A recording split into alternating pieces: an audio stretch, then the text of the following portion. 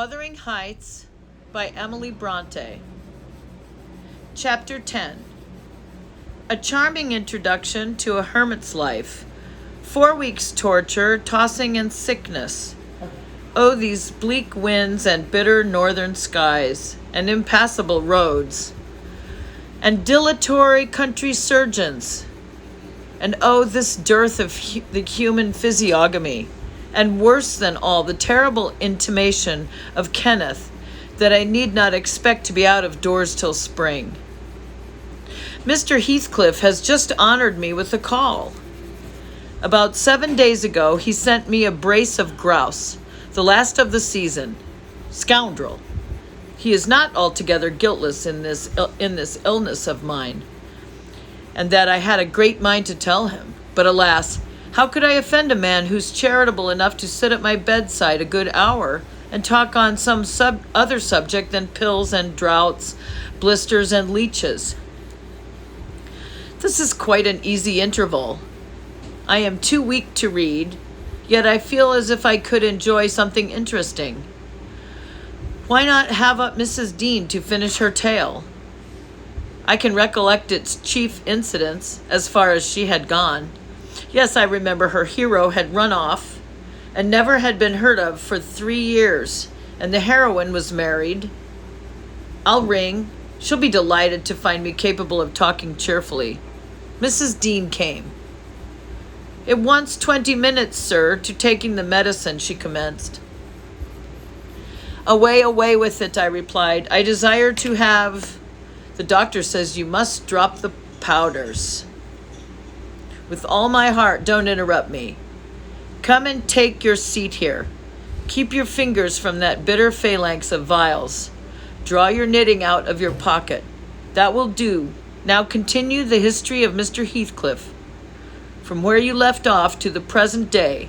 Did he finish his education on the continent and come back a gentleman?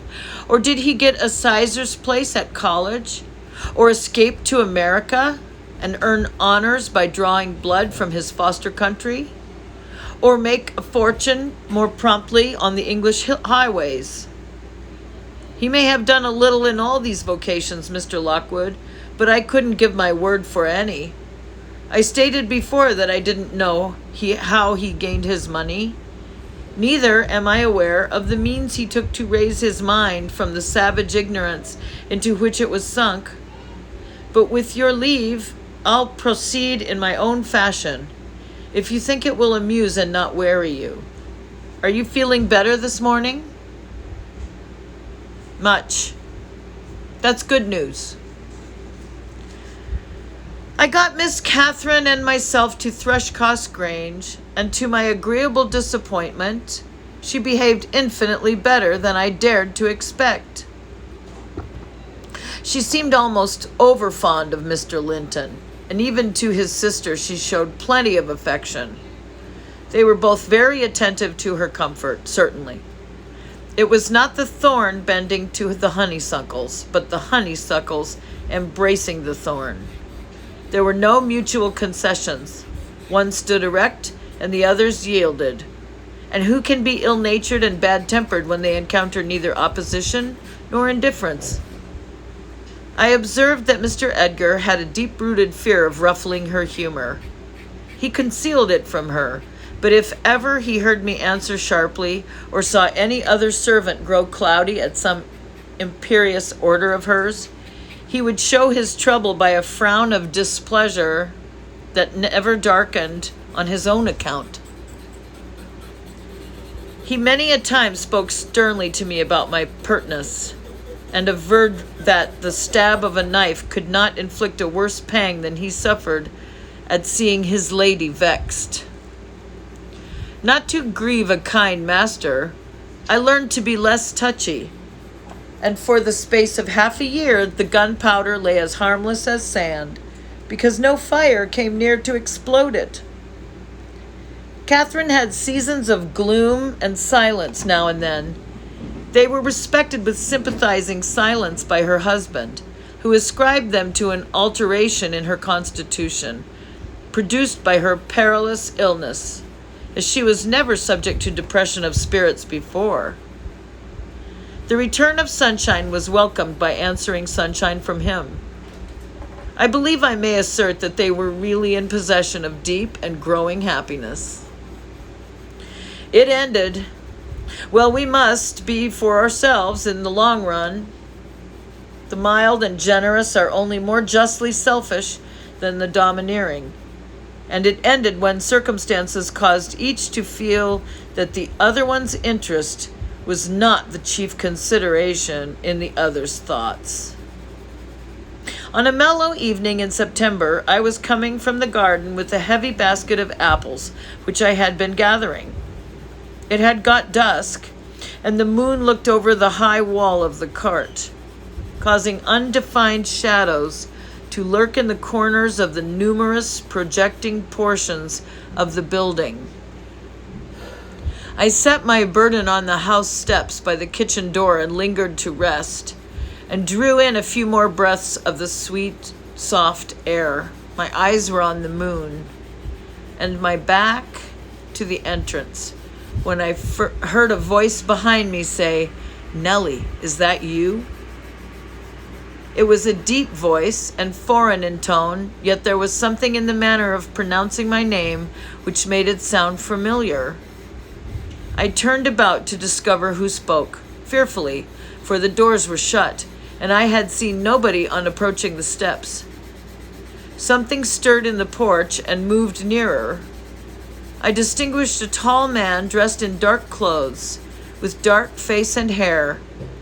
He leaned against the side and held his fingers on the latch, as if intending to open for himself. Who can it be, I thought. Mr. Earnshaw? Oh, no, the voice has no resemblance to his. I have waited here an hour, he resumed, while I continued staring, and the whole of that time all around has been as still as death. I dared not enter. You do not know me. Look, I'm not a stranger. A ray fell on his features. The cheeks were sallow and half covered with black whiskers, the brows lowering, the eyes deep set and singular. I remembered the eyes. What? I cried, uncertain whether to regard him as a worldly visitor, and I raised my hands in amazement. What? You come back? Is it really you? Is it? Yes, Heathcliff, he replied, glancing from me up to the windows, which reflected a score of glittering moons, but showed no lights from within. Are they at home? Where is she? Nellie, you are not glad. You needn't be so disturbed. Is she here? Speak, I want to have one word with her, your mistress. Go and say some person from Gimmerton desires to see her. How will she take it? I exclaimed. What will she do? The surprise bewilders me. It will put her out of her head. And you are Heathcliff, but altered. Nay, there's no comprehending it. Have you been for a soldier? Go and carry my message, he interrupted impatiently. I'm in hell till you do. He lifted the latch and I entered, but when I got to the parlor where Mr. and Mrs. Linton were, I could not persuade myself to proceed. At length I resolved on making an excuse to ask if they would have the candles lighted, and I opened the door. They sat together in a window whose lattice lay back against the wall and displayed, beyond the garden trees and the wild green park, the valley of Gimmerton, with a long line of mist winding nearly to its top. For very soon after you pass the chapel, as you may have noticed, the sow that runs from the marshes joins a beck which follows the bend of the glen. Wuthering Heights rose above this silvery vapor, but our old house was invisible. It rather dips down on the other side. Both my room and its occupants, and the scene they gazed on, looked wondrously peaceful. I shrank reluctantly from performing my errand, and was actually going away, leaving it unsaid, after having put my question about the candles, What a sense of my folly compelled me to return and mutter, "A person from Gimmerton wishes to see you, ma'am." "What does he want?" asked Mrs. Linton. "I did not question him," I answered. "Well, close the curtain, Nellie," she said, "and bring up tea. I'll be back again directly." She quitted the apartment. Mr. Edgar inquired carelessly who it was. "Someone mistress does not expect," I replied. "That Heathcliff. You recollect him, sir, who used to live at Mr. Earnshaw's." "What? The gypsy? The ploughboy?" he cried. "Why did you not say so to Catherine?" "Hush! You must not call him by those names, master," I said. "She'd be sadly grieved to hear you. She was nearly heartbroken when he ran off. I guess his return will make a jubilee to her." Mr. Linton walked to a window on the other side of the room that overlooked the court. He unfastened it and leant out. I suppose they were below, for he exclaimed quickly, "Don't stand there, love. Bring the person in, if it be anyone in particular." Ere long I heard the click of the latch, and Catherine flew upstairs, breathless and wild, too excited to show gladness. Indeed, by her face, you would rather have surmised an awful calamity. "Oh, Edgar, Edgar," she panted, flinging her arms around his neck. "Oh, Edgar, darling, Heathcliff's come back. He is." And she tightened to embrace her to a squeeze. "Well, well," cried her husband crossly, "don't strangle me for that. He never struck me as such a marvelous treasure. There is no need to be frantic." "I know you didn't like him," she answered, repressing a little of the intensity of her delight. "Yet for my sake you must be friends now. Shall I tell him to come up?" "Here," he said, "into the parlor?" "Where else?" she asked. He looked vexed and suggested the kitchen as a more suitable place for him. Mrs. Linton eyed him with a droll expression, half angry, half laughing at his fastidiousness. "No," she added after a while, "I cannot sit in the kitchen. Set 2 tables here, Ellen, one for your master and Miss Isabella, being gentry, the other for Heathcliff and myself, being of the lower orders. Will that please you, dear? Or must I have a fire lighted elsewhere? If so, give directions. I'll run down and secure my guest. I'm afraid the joy is too great to be real."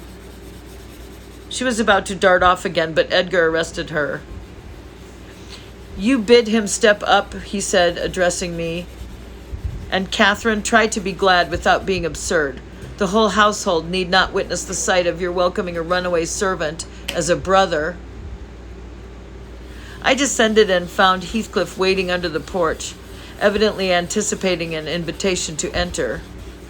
He followed my guidance without waste of words, and I ushered him into the presence of the master and mistress, whose flushed cheeks betrayed signs of warm talking. But the ladies glowed with another feeling when her friend appeared at the door.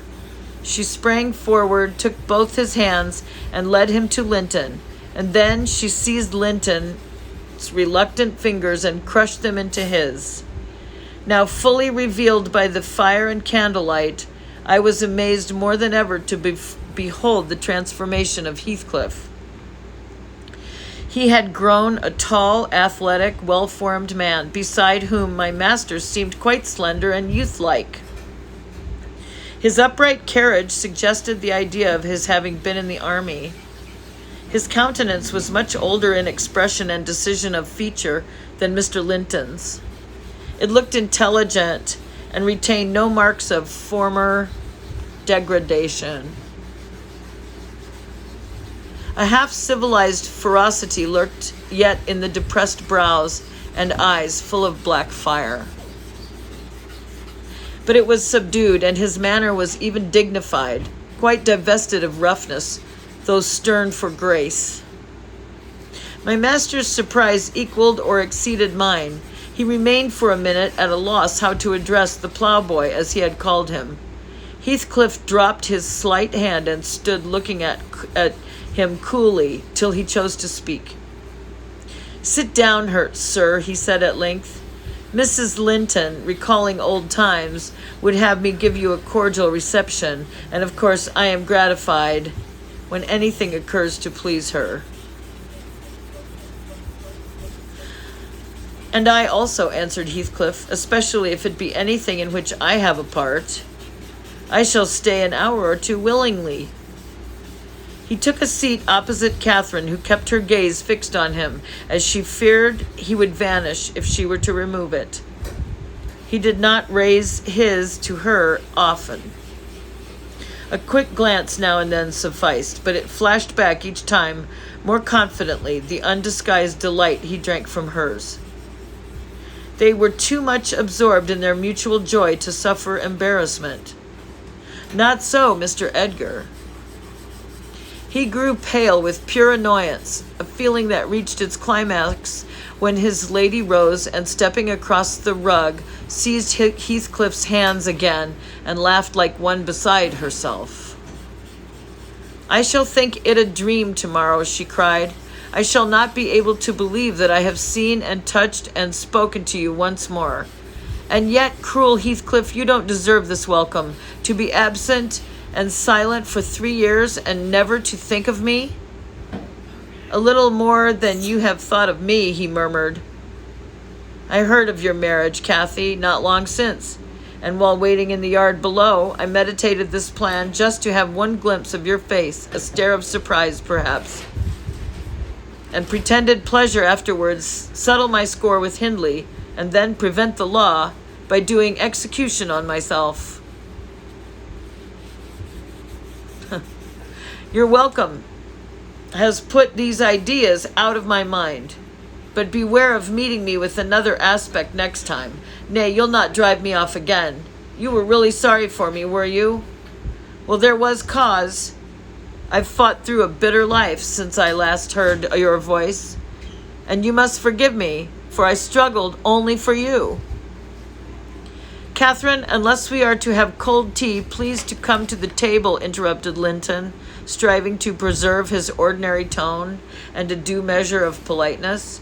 Mr. Heathcliff will have a long walk wherever he may lodge tonight, and I'm thirsty. She took her post before the urn, and Miss Isabella came, summoned by the bell. Then, having handed their chairs forward, I left the room. The meal hardly endured 10 minutes. Catherine's cup was never filled. She could neither eat nor drink. Edgar had made a slop in his saucer and scarcely swallowed a mouthful. Their guest did not protract his stay that evening above an hour longer. I asked as he departed if he went to Gimmerton. No, to Wuthering Heights, he answered. Mr. Earnshaw invited me when I called this morning. Mr. Earnshaw invited him, and he called on Mr. Earnshaw. I pondered this sentence painfully after he was gone. Is he turning out a bit of a hypocrite and coming into the country to work mischief under a cloak? I mused. I had a presentiment in the bottom of my heart that he had better have remained away. About the middle of the night, I was awakened from my first nap by Mrs. Linton, gliding into my chamber, taking a seat on my bedside, and pulling me by the hair to rouse me. I cannot rest, Ellen, she said, by way of apology, and I want some living creature to keep me company in my happiness.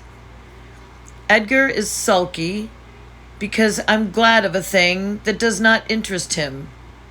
He refuses to open his mouth except to utter pettish, silly speeches, and he affirmed I was cruel and selfish for wishing to talk when he was so sick and sleepy. He always contrives to be sick at the least cross. I gave a few sentences of commendation to Heathcliff, and he, either for a headache or a pang of envy, began to cry, so I got up and left him. What use is it praising Heathcliff to him, I answered. As lads, they had an aversion to each other, and Heathcliff would hate just as much to hear him praised. It's human nature. Let Mr. Linton alone about him unless you would like an open quarrel between them. But does it not show great weakness? Pursued she. I'm not envious. I never feel hurt at the brightness of Elizabeth's yellow hair and the whiteness of her skin, at her dainty elegance and the fondness all the family exhibit for her. Even you, Nellie, if we have a dispute sometimes, you back Isabella at once. And I yield like a foolish mother. I call her a darling and flatter her into a good temper. It pleases her brother to see us cordial, and that pleases me. And they are very much alike. They are spoiled children, and fancy the world was made for their accommodation. And though I humor both, I think a smart chastisement might improve them all the same. You're mistaken, Mrs. Linton, said I. They humor you. I know what there would be to do if they did not. You can well afford to indulge their passing whims as long as their business is to anticipate all your desires. You may, however, fall out at last over something of equal consequence to both sides. And then those you term weak are very capable of being as obstinate as you. And then we shall fight to the death, shan't we, Nellie? She returned, laughing. No, I tell you, I have such faith in Linton's love that I believe I might kill him, and he wouldn't wish to retaliate. I advised her to value him the more for his affection. I do, she answered, but he needn't resort to whining for trifles. It is childish, and instead of melting into tears because I said that Heathcliff was now worthy of anyone's regard, and it would honor the first gentleman in the country to be his friend, he ought to have said it for me and been delighted from sympathy. He must get accustomed to him, and he may as well like him, considering how Heathcliff has reason to object to him. I'm sure he behaved excellently. What do you think of his going to Wuthering Heights? I inquired. He is reformed in every respect, apparently, quite a Christian, offering the right hand of fellowship to his enemies all around. He explained it, she replied. I wonder as much as you. He said he called to gather information concerning me from you, supposing you resided there still, and Joseph told Hindley, who came out and fell to questioning him of what he had been doing and how he had been living, and finally desired him to walk in. There were some persons sitting at cards. Heathcliff joined them. My brother lost some money to him, and finding him plentifully supplied, he requested that he would come again in the evening, to which he consented. Hindley is too reckless to select his acquaintance prudently. He doesn't trouble himself to reflect on the causes he might have for mistrusting one whom he has basely injured. But Heathcliff affirms his principal reason for resuming a connection with his ancient persecutor is a wish to install himself in quarters at walking distance from the Grange, and an attachment to the house where we live together, and likewise a hope that I shall have more opportunities of seeing him there than I would if he had settled in Gimmerton. He means to offer liberal payments for permission to lodge at the Heights, and doubtless my brother's covetousness will prompt him to accept the terms. He was always greedy. Though what he grasps with one hand, he flings away with the other. It's a nice place for a young man to fix his dwelling in, said I. Have you no fear of the consequences, Mrs. Linton? None for my friend, she replied. His strong head will keep him from danger. A little for Hindley, but he can't be made morally worse than he is, and I stand between him and bodily harm. The event of this evening has reconciled me to God and humanity, and has risen in angry rebellion against Providence. Oh, I've endured very, very bitter misery, Nellie.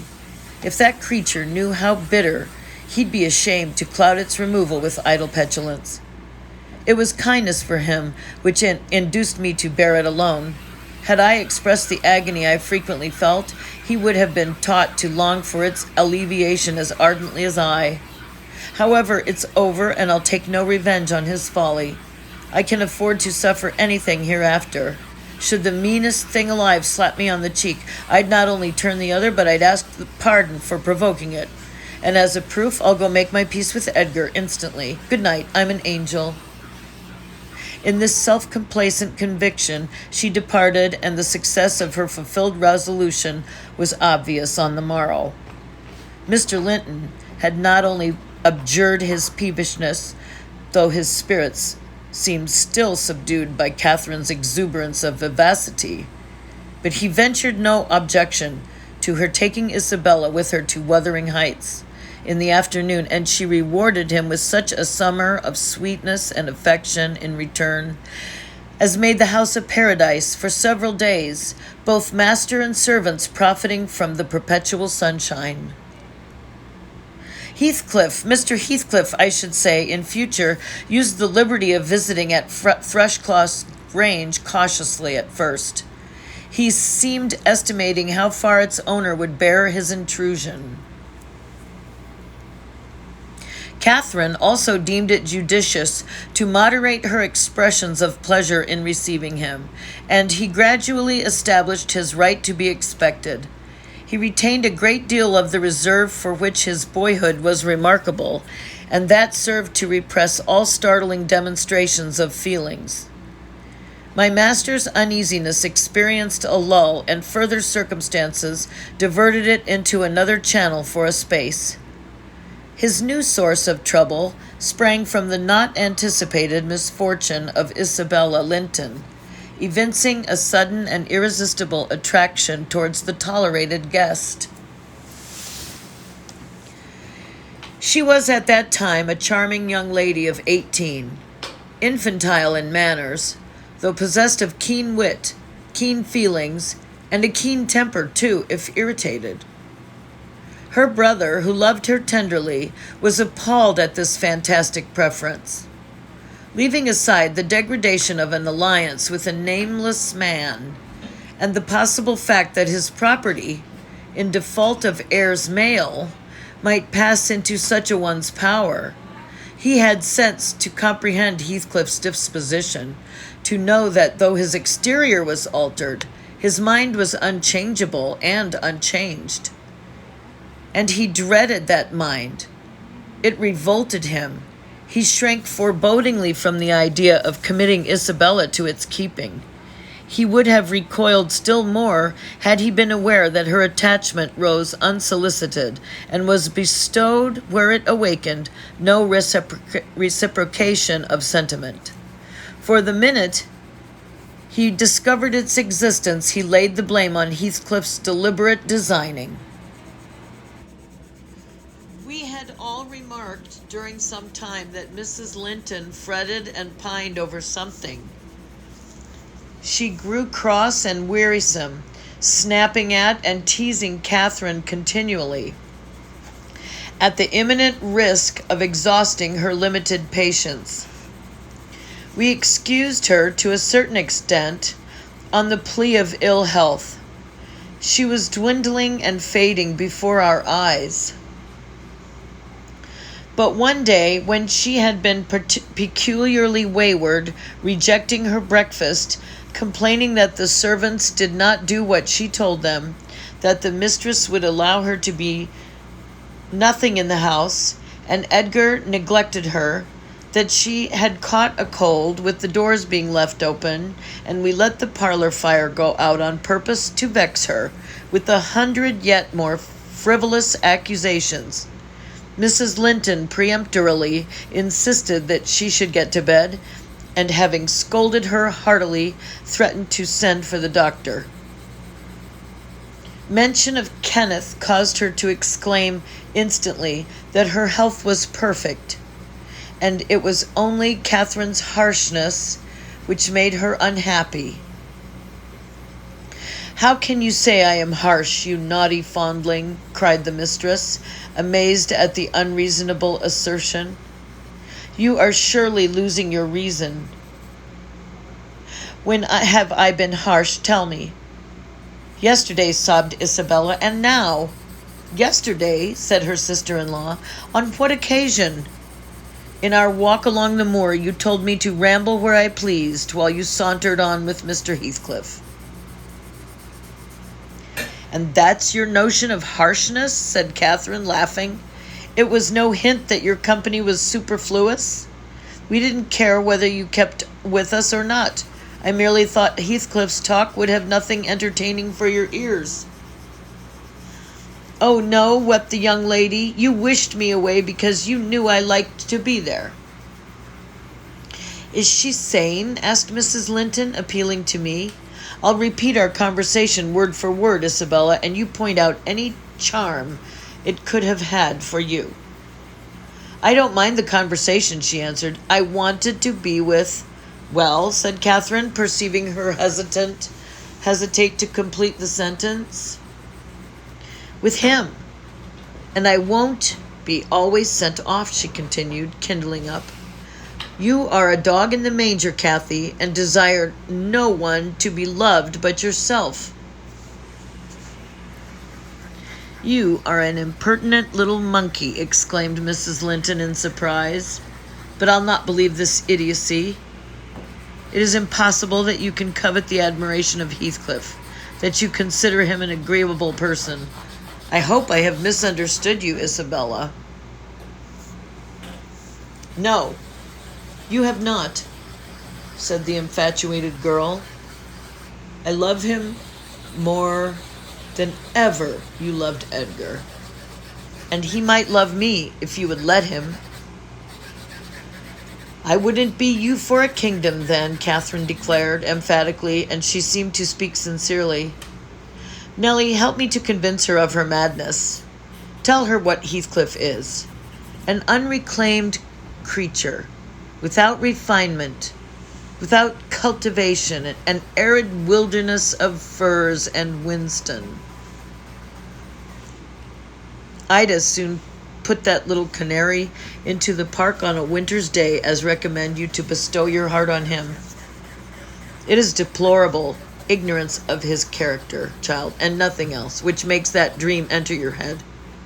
Pray, don't imagine that he conceals depths of benevolence and affection beneath a stern exterior.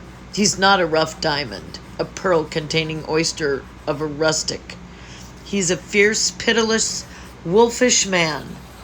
I never say to him, let this or that enemy alone, because it would be ungenerous or cruel to harm them. I say, let them alone because I should hate them to be wronged. And he'd crush you like a sparrow's egg, Isabella, if he found you a troublesome charge.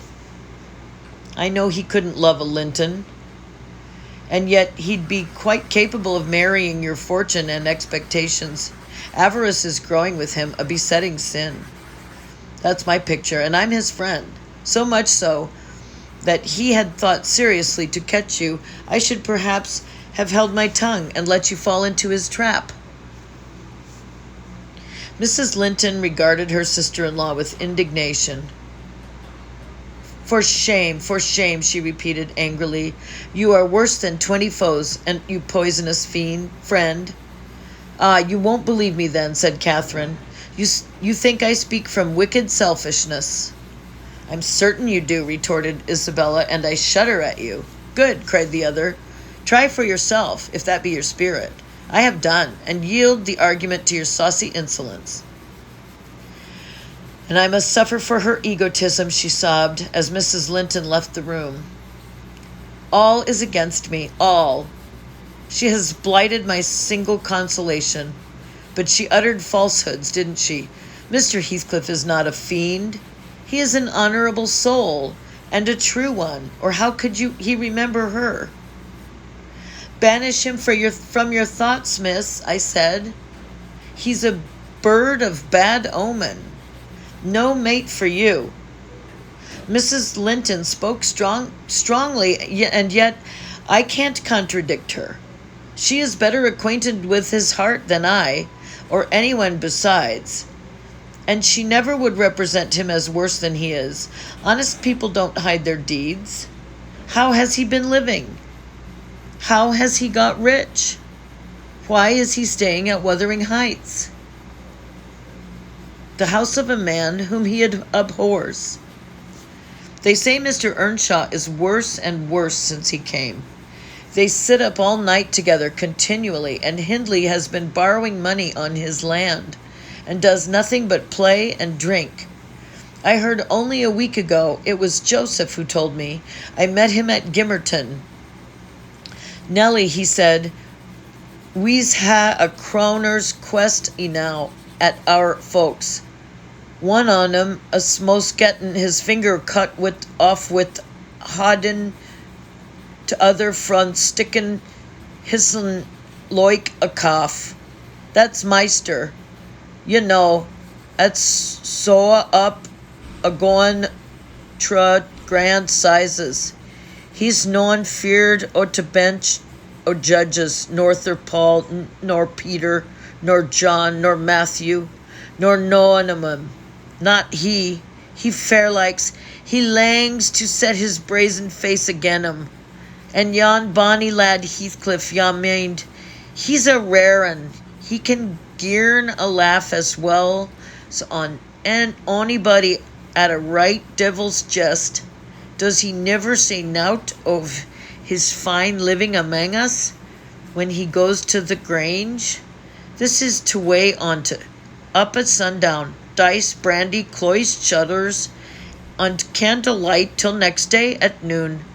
Then to fool gangs banging and raving his chamber, making decent folks dig their fingers through their lugs for very shame. And the knave, why he can't his brass on ate on sleep, on off to his neighbours to gossip with the wife. I course he tells Dame Catherine how her father's gold runs into his pocket, and her father's son gallops down to Broad Road while he flees afore to open to Pikes. Now, Miss Linton, Joseph is an old rascal, but no liar. If his account of Heathcliff's conduct be true, you would never think of desiring such a husband, would you? You are leagued with the rest, Ellen, she replied. I'll not listen to your slanders. What malevolence you must have to wish to convince me that there is no happiness in the world. Whether she would have got over this fancy if left to herself, or persevered in nursing it perpetually, I cannot say. She had little time to reflect. The day after, there was a justice meeting at the next town. My master was obliged to attend, and Mr. Heathcliff, aware of his absence, called rather early than usual. Catherine and Isabella were sitting in the library on hostile terms, but silent. The latter, alarmed at her recent indiscretion and the disclosure she had made of her secret feelings in a transient fit of passion, the former, on mature consideration, really offended with her companion, and if she laughed again at her pertness, inclined to make it no laughing matter to her. She did laugh as she saw Heathcliff pass the window. I was sweeping the hearth, and I noticed a mischievous smile on her lips. Isabella, absorbed in her meditations or a book, remained till the door opened, and it was too late to attempt an escape, which she would gladly have done had it been practicable. Come in, that's right, exclaimed the mistress, gaily pulling a chair to the fire. Here are two people sadly in need of a third to thaw the ice between them, and you are the very one we should both of us choose. Heathcliff, I'm proud to show you at last somebody that dotes on you more than myself. I expect you to feel flattered. Nay, it's not Nellie. Don't look at her. My poor little sister-in-law is breaking her heart at mere contemplation of your physical and moral beauty. It lies in your own power to be Edgar's brother. No, Isabella, you shan't run off, she continued, arresting with feigned playfulness the confounded girl who had risen indignantly. We were quarreling like cats about you, Heathcliff, and I was fairly beaten in protestations of devotion and admiration, and moreover I was informed that if I would but have the manners to stand aside, my rival, as she will have herself to be, would shoot a shaft into your soul that would fix you forever and send my image into eternal oblivion. Catherine, said Isabella, calling up her dignity and disdaining to struggle from the tight grasp that held her, I thank you to adhere to the truth and not slander me, even in joke. Mr. Heathcliff, be kind enough to bid this friend of yours release me. She forgets that you and I are not intimate acquaintances, and what amuses her is painful to me beyond expression. As the guest answered nothing, but took his seat and looked thoroughly indifferent what sentiment she cherished concerning him, she turned and whispered an earnest appeal for liberty to her tormentor. By no means, cried Mrs. Linton in answer. I won't be named a dog in the manger again. You shall stay. Now then, Heathcliff, why don't you evince satisfaction at my pleasant news? Isabella swears that the love Edgar has for me is nothing to that she entertains for you. I'm sure she made some speech of the kind. Did she not, Ellen? And she has fasted ever since the day before yesterday's walk, from sorrow and rage, that I dispatched her out of your society under the idea of its being acceptable. I think you belie her, said Heathcliff, twisting his chair to face them. She wishes to be out of my society now, at any rate. And he stared hard at the object of discourse, as one might do at a strange, repulsive animal. A centipede from the Indies, for instance, which curiosity leads one to examine in spite of the aversion it raises. The poor thing couldn't bear that. She grew white and red in rapid succession, and while tears beaded her lashes, bent the strength of her small fingers to loosen the firm clutch of Catherine, and perceiving that as fast as she raised one finger off her arm, another closed down, and she could not remove the hold together, she began to make use of her nails, and their sharpness presently ornamented the detainers with crescents of red. There's a tigress, exclaimed Mrs. Linton, setting her free and shaking her hand with pain. Be gone, for God's sake, and hide your vixen face. How foolish to reveal those talons to him. Can't you fancy the conclusions he'll draw? Look, Heathcliff, they are instruments that will do execution. You must beware your eyes. You must beware of your eyes. I'd wrench them off her fingers if they ever menaced me, he answered brutally when the door had closed after her. Hi. But what did you mean by teasing the creature in that manner, Kathy? You were not speaking the truth, were you? Okay. I assure you I was, she returned. She has been dying for your sake several weeks, and raving about you this morning, and pouring forth a deluge of abuse because I represented your failings in a plain light for the purpose of mitigating her adoration. But don't notice it further. I wished to punish her sauciness, that's all.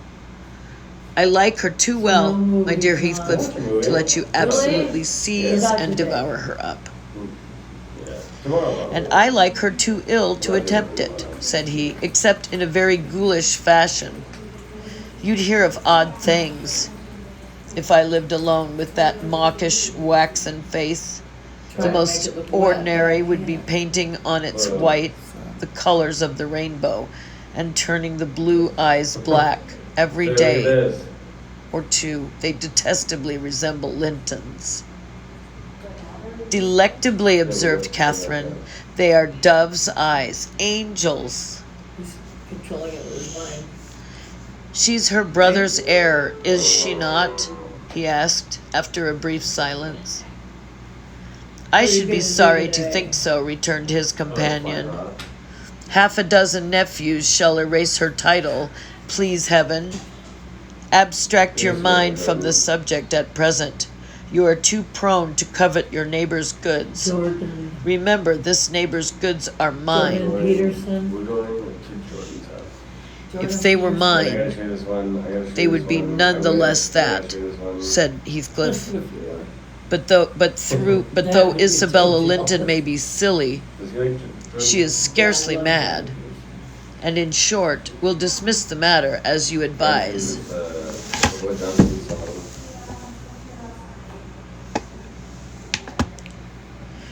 From their tongues they did dismiss it, and Catherine probably from her thoughts.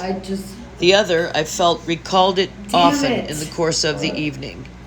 I saw him smile to himself, grin rather, and lapse into ominous musing whenever Mrs. Linton had occasion to be absent from the apartment. I determined to watch his movements. My heart invariably cleaved to the master's in preference to Catherine's side.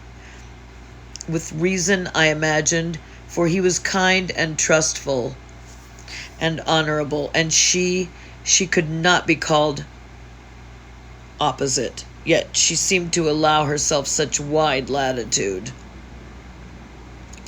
that I had little faith in her principles, and still less sympathy for her feelings.